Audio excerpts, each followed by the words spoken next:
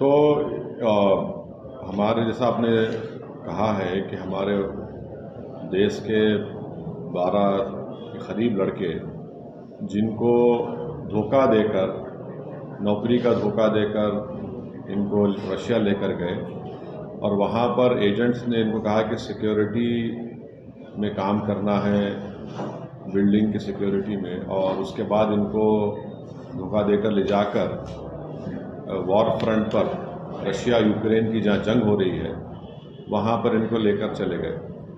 और इसमें तेलंगाना के 2 लड़के हैं, कर्नाटका गुलबर्गा के 3 लड़के हैं, गुजरात का एक लड़का है हेमल अश्विन भाई, कश्मीर के 2 हैं और काशगंज उत्तर प्रदेश का एक है। इन पीड़ित परिवार के ज़िम्मेदारों ने मुझसे मुलाकात की तो मैंने दिसंबर के महीने में हमारे फॉरेन अफेयर्स मिनिस्टर जनाब जयशंकर साहब को लेटर लिखा। फिर हमारे भारत के जो एम्बेसडर रशिया में हैं उनको मैंने लेटर लिखा और इनके फैमिलीज बहुत परेशान हैं। और जो एजेंट्स हैं, इन एजेंट्स ने, एक एजेंट तो बैठा हुआ है दुबई में और उसका नाम है फैसल ख़ान और बाबा व्लॉग्स के नाम से वो एक चलाता है। फिर एक सुफियान है, ये मुंबई का है, और एक पूजा है, ये भी मुंबई की है। इन तीनों ने इन बेरोज़गार नौजवानों की बेरोज़गारी का फ़ायदा उठाकर इनको धोखा देकर रशिया भिजाकर इनको वहाँ पर यूक्रेन की जंग के मैदान में पहुँचा दिया। और जो इंडिया के एजेंट रशिया में है, रमेश उसका नाम है और एक मोइन है।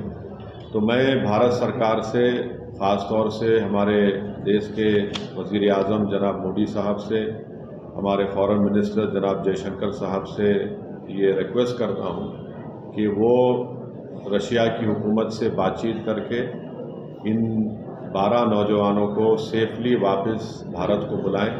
इनके परिवार के लोग बहुत परेशान हैं।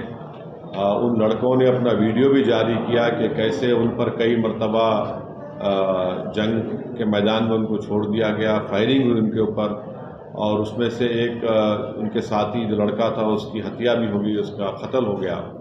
तो ये उनके परिवार बहुत परेशान है और आप अंदाज़ा भी नहीं लगा सकते उनके माँ बाप, उनके रिश्तेदार किस तरह से कर्ब से अपनी ज़िंदगी गुजार रहे हैं। तो उम्मीद करता हूँ कि भारत सरकार फ़ौरन अपने असर और रसूख़ात को इस्तेमाल करते हुए रशिया की गवर्नमेंट से कहेंगे और इन नौजवानों को सेफली बहिफाजत भारत को लेकर आएंगे। सर, ये जो पूरा